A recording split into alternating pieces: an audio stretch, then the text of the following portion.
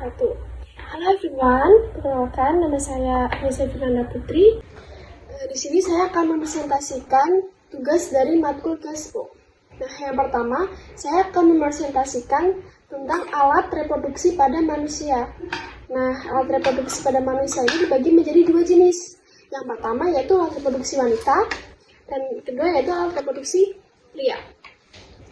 Nah, di sini alat reproduksi wanita sendiri dibagi menjadi dua jenis lagi, yaitu alat reproduksi wanita bagian dalam dan alat reproduksi bagian luar.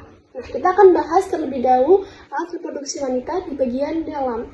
Nah, selanjutnya kita akan membahas alat reproduksi wanita bagian dalam. Nah, seperti ini. Benarnya. Kemudian yang pertama yaitu ada serviks. Serviks ini itu adalah leher rahim yang menghubungkan antara vagina dengan rahim. Nah, ini juga berfungsi untuk menahan bayi agar tidak keluar dari rahim. Nah, yang kedua yaitu ada ovarium. Ovarium ini disebut dengan indung telur, yang merupakan organ reproduksi wanita yang terletak di kanan dan di kiri panggul, tepatnya di bagian atas rahim. Ovarium ini berfungsi untuk memproduksi sebagai hormon seperti progesteron, estrogen, serta sel telur.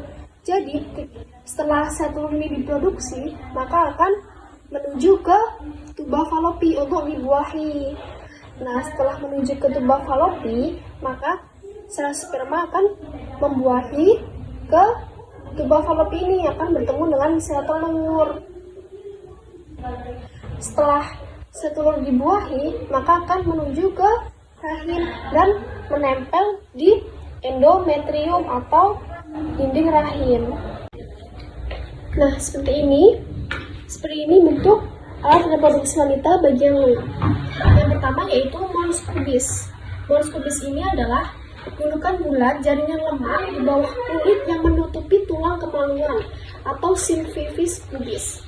Saat pubertas, mons pubis akan mulai ditumbuhi dengan rambut kemaluan. Mons pubis juga mengandung kelenjar menghasilkan minyak yang melepaskan zat yang berhubungan dengan dalam ketertarikan seksual. Nah, selanjutnya yaitu ada himen. Pada himen ini yaitu adalah selaput darah. Nah, fungsi dari selaput darah ini yaitu untuk menyaring kotoran agar tidak masuk ke dalam misfi. Selanjutnya yaitu ada vagina. Vagina yaitu adalah saluran yang menghubungkan leher rahim ke bagian luar tubuh. Berbentuk seperti tabung dan memiliki otot yang elastis dengan panjang sekitar 10-12 cm. Nah, fungsi dari vagina sendiri ini yaitu adalah tempat jalan lahir dan keluarnya darah haid, dan untuk masuknya penis ketika kita berhubungan intim. Selanjutnya yaitu ada vestibule. Vestibule ini terletak di bawah klitoris, berfungsi erat dengan klitoris, khususnya saat terdapat rangsangan seksual. Nah, jaringan ini erektilnya akan terisi darah sehingga menegang dan memberikan tekanan pada klitoris. Hal ini menimbulkan sensasi menyenangkan bagi wanita saat sedang terangsang. Selanjutnya yaitu ada anus. Pada anus sendiri ini adalah tempat keluarnya kotoran yang berada di dalam pencernaan. Nah, selanjutnya itu ada anus. Pada anus sendiri ini adalah berfungsi untuk pengeluaran kotoran dari dalam pencernaan. Nah, yang pertama yaitu kita akan bahas tentang spermatogenesis. Spermatogenesis ini yaitu adalah proses pembentukan spermatozoa. Dan di sini ada 3 tahapan, yaitu tahap mitosis, mitosis 1, dan mitosis 2. Sperma sendiri dibagi menjadi 5, yaitu spermatogonium, spermatosit primer, spermatosit sekunder, spermatid, dan spermatozoa. Nah, spermatozoa ini dibagi menjadi 3 bagian, yaitu bagian kepala. Bagian kepala ini terdapat nukleus dan akrosom. Nah, ini berfungsi untuk menembus ke sel telur. Kemudian ada bagian tengah, yaitu bagian badan. Di badan ini terdapat banyak mitokondria. Ini berfungsi untuk menyimpan energi. Kemudian ada bagian ekor. Bagian ekor ini terdapat membran plasma. Nah, membran plasma ini berfungsi untuk sebagai pergerakan sperma untuk menuju ke sel telur. Nah, selanjutnya yaitu ada oogenesis. Nah, proses oogenesis itu adalah proses pembentukan sel ovum.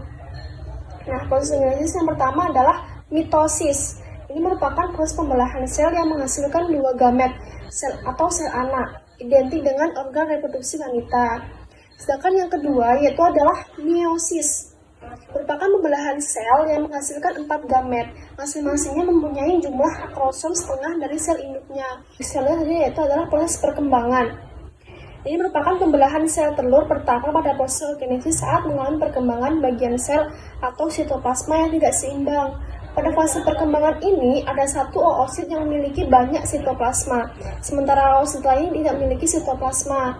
Ukuran oosit yang memiliki banyak sitoplasma lebih besar ketimbang yang tidak memiliki sitoplasma. Oosit yang lebih kecil bernama badan polar pertama. Setelah fase perkembangan, terjadilah fase pematangan. Pada fase ini, oosit seukuran yang berukuran besar mengalami pembelahan sel telur sehingga menghasilkan ootit. Pada saat yang sama, badan polar pertama juga membelah menjadi 2 badan polar kedua. Bisa dibilang ovulasi atau kematangan sel terjadi saat oosit mencapai tahapan perkembangan ootit. Nah, selanjutnya itu ada fertilisasi atau pembuahan. Seperti ini. Nah, di sini ketika ovarium memproduksi ovum, maka akan dikeluarkan melalui fimbriae, kemudian akan menuju ke tuba falopi untuk dibuahi oleh sel sperma. Nah, ketika sel sperma masuk ke dalam sel telur untuk dibuahi, itu akan melalui 3 lapisan pada sel telur. Nah, lapisannya apa saja? Mari kita bahas. Seperti ini lapisannya. Di sini yang pertama yaitu ada zona pellucida, ada sel folikel, dan ada membran plasma. Di sini terdapat banyak sekali sel sperma yang ingin masuk ke dalam sel telur. Nah, sedangkan di dalam satu ini hanya satu yang bisa masuk. Nah, satu ini dan satu sperma itu yang masuk hanya bagian kepalanya saja. Nah, di bagian kepala ini ketika masuk ke dalam sel telur, maka akan mengeluarkan enzim di zona pellucida. Nah, itu berfungsi untuk menutup sel telur sehingga tidak ada lagi yang masuk ke dalam sel telur. Di sini setelah terjadi pembuahan, maka akan membentuk zigot pada hari pertama. Kemudian akan membentuk 2 sel pada hari kedua, 4 sel pada hari ketiga, 16 sel pada hari keempat, dan pada hari kelima membentuk blastokista awal. Nah, pembelahan ini disebut dengan morula. Di sini bentuknya seperti buah anggur. Kemudian pada hari ke-6 dan ke-7 terbentuklah blastokista tahap akhir.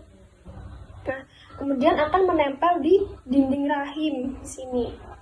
Setelah menempel di dinding rahim, maka akan terjadi implantasi pada hari ke-8 sampai 9. Nah, setelah implantasi ini, maka akan terjadilah kehamilan. Nah, selanjutnya kita akan bahas tentang siklus menstruasi. Siklus menstruasi sendiri dibagi menjadi 4, yaitu menstrual phase, follicular phase, ovulation phase, dan luteal phase. Nah, apa sih menstruasi itu? Kenapa bisa terjadi menstruasi? Menstruasi terjadi akibat sel telur yang tidak dibuahi oleh sel sperma, maka akan meluruh bersamaan dengan dinding rahim. Nah, dinding rahim yang menebar akan menjadi tipis dan meluruh. Kenapa dinding rahim bisa meluruh? Mari kita akan bahas. Nah, di sini ada grafik 4 hormon, yaitu ada hormon progesteron, estrogen, LH, dan FSH.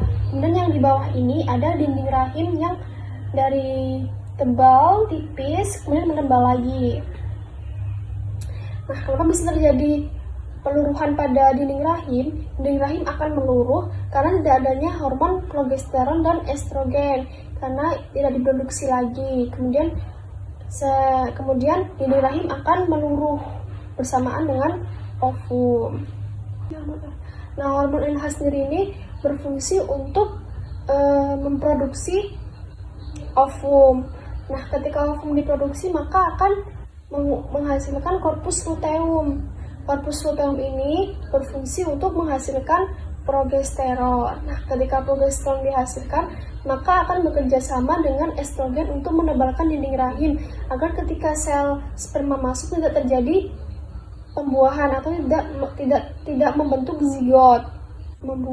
Pada hormon progesteron dan estrogen sendiri ini membuat feedback negatif terhadap anterior pituitari untuk tidak memproduksi hormon FSH terlebih dahulu, karena ovum yang berada di tubuh Fallopi belum dibuahi oleh sel sperma. Nah, ketika korpus luteum tidak memproduksi lagi progesteron, maka FSH akan diproduksi. Nah, setelah korpus luteum tidak memproduksi selama 14 hari, maka akan terjadilah ovum akan meluluh dengan dinding rahim. Nah, seperti itu. Maka akan terjadi menstruasi lagi. Nah, selanjutnya yaitu kita akan masuk ke dalam kehamilan. Ini adalah perkembangan janin dari minggu ke minggu. Nah, perkembangan janin sendiri ini dibagi menjadi 3, trimester pertama, trimester kedua, dan trimester ketiga. Pada trimester pertama ini ada 3 minggu. Pada 3 minggu kehamilan ini, sel telur yang telah dibuahi akan mulai berkembang dan membentuk sebuah kantung yang berisi bakal janin atau embrio dan plasenta. Sel darah janin pun mulai terbentuk dan ratusan sel lainnya ikut berkembang. Lalu sirkulasi darah pun dimulai. Kemudian pada minggu keempat, tabung jantung janin sudah ada dan dapat berdenyut hingga 65 kali dalam 1 menit. Di akhir bulan pertama, kehamilan janin sudah berukuran sepanjang 0,6 cm lebih kecil dari butiran nasi. Selanjutnya pada minggu ke-6, janin mulai membentuk muka untuk wajah, untuk hidung, mulut, mata, tenggorokan, dan telinga. Nah, pada minggu ke-6 ini, janin sudah membentuk seperti huruf C. Seperti ini. Kemudian pada minggu ke-7 ini, janin sudah mulai membentuk kaki dan tangannya sudah terbentuk. Nah, pada minggu ini juga rahim ibu sudah mulai membesar 2 kali lipat. Nah, kemudian pada minggu 8-10 ini, janin berukuran 3 cm. Nah, janin telah berhasil melalui masa kritisnya dari perkembangan organ dan struktur tubuhnya. Dan semakin terlihat seperti manusia. Pada minggu ini, bayi dalam kandungan telah siap untuk berkembang. Kemudian pada minggu ke-11 dan 13, nah, otak bayi akan berkembang dengan pesat. Ginjalnya mulai mengeluarkan urin dan jari-jarinya telah bisa mengepal seperti tinju. Memasuki minggu ke-12, alat kelamin bayi sudah mulai dibentuk. Panjang bayi di trimester pertama ini akan mencapai 8 cm. Bayi akan berkembang dengan pesat. Ginjalnya mulai mengeluarkan urin dan jari-jarinya telah bisa mengepal seperti tinju. Memasuki minggu ke-12, alat kelamin bayi sudah mulai dibentuk. Panjang bayi di trimester pertama ini akan mencapai 8 cm. Nah, selanjutnya kita akan masuk ke trimester kedua. Pada trimester kedua ini yaitu pada minggu ke-14 sampai minggu ke-29. Pada minggu ke-14 sampai 15 ini, indera perasanya mulai bisa terbentuk dan sudah mulai bisa mendeteksi cahaya. Pada minggu ke-16 hingga ke-18, bayi akan mengalami lonjakan pertumbuhan dan alat kelaminnya telah terbentuk dengan baik sehingga bisa terlihat saat pemeriksaan USG. Nah, pada minggu ke-19, bayi dalam kandungan sudah bisa mendengar suara. Memasuki minggu ke-20, bayi akan lebih banyak menelan dan memproduksi kotoran atau mekonium. Pada minggu ke-21 hingga ke-22, bayi sangat aktif dan semakin terlihat seperti manusia kecil. Bayi juga sudah mulai menumbuhkan alis dan rambut di usia minggu ke-25, serta berat badannya semakin bertambah karena sudah memiliki lemak. Pada minggu ke-26, bayi mulai bisa menghirup dan mengeluarkan cairan plasenta atau air ketuban yang merupakan pertanda baik karena dengan demikian ia sekaligus berlatih untuk bernafas. Pada minggu ke-27, dalam kandungan telah bisa membuka dan menutup matanya, mengisap jari-jarinya bahkan jagukan. Mungkin pada ibu akan merasakan geli ketika ia melakukan hal tersebut. Kemudian pada trimester ketiga, bayi berukuran 3 kg. Nah, pada trimester ini, otot dan paru-paru bayi mulai berkembang. Kepala mulai tumbuh mengikuti saraf pada otak. Nah, kemudian pada minggu ke-36 sampai 41 ini, bayi sudah mulai turun ke panggul. Kemudian air ketuban sudah mulai pecah, maka kan terjadilah persalinan. Ini yaitu ada proses persalinan. Di sini proses persalinan yaitu ada 4 tahap, yaitu kala 1, kala 2, kala 3, dan kala 4. Pada kala 1 ini sering disebut sebagai fase pembukaan mulut rahim yang sudah dimulai sejak adanya kontraksi dari rahim. Fase ini terbagi menjadi 2 tahapan, yaitu kala 1 dan selanjutnya itu ada proses persalinan. Pada proses persalinan sendiri ini terbagi menjadi 4 tahap, yaitu kala 1, kala 2, kala 3, dan kala 4. Pada kala 1 ini sering disebut sebagai fase pembukaan mulut rahim yang sudah dimulai sejak adanya kontraksi dari rahim. Fase ini terbagi menjadi 2 tahapan, yaitu kala 1 laten dan kala 1 aktif. Kala 1 laten merupakan tahapan lambat ketika pembukaan mulut rahim kurang dari 4 cm dan butuh setidaknya 8 jam untuk mengalami kemajuan pembukaan bagi bunda yang pertama kali melahirkan. Bagi bunda yang sudah pernah melahirkan, tahapan ini bisa berjalan lebih cepat. Pada kala 1 aktif, terjadi pembukaan mulut rahim 4-10 cm yang disertai dengan penurunan bagian bawah dari janin. Kemudian kala 2, setelah fase pembukaan sudah lengkap, masuklah ke kala 2, yaitu tahapan pengeluaran janin. Apabila muncul rasa ingin mengejan yang semakin kuat, ibu hamil harus mengikuti arahan dari bidan yang membantu jalannya proses persalinan. Kemudian akan masuk ke kala 3. Fase ketiga ini dimulai setelah bayi lahir. Tahapan ini merupakan proses pengeluaran plasenta. Proses ini berlangsung sekitar 16-15 menit setelah bayi lahir dan tidak boleh lebih dari 30 menit. Jika lebih, kemungkinan komplikasi seperti pendarahan dapat terjadi. Kemudian akan masuk ke kala 4. Setelah plasenta dikeluarkan, maka ibu perlu menjalani observasi selama 2 jam setelah kelahiran berlangsung. Pada tahapan ini komplikasi masih berlanjut, sehingga perlu dilakukan monitoring ketat terhadap tanda-tanda vital atau tekanan darah, nadi, dan laju napas, kontraksi uterus, maupun banyaknya pendarahan yang keluar. Terima kasih, mungkin itu saja yang bisa saya jelaskan. Wassalamualaikum warahmatullahi wabarakatuh.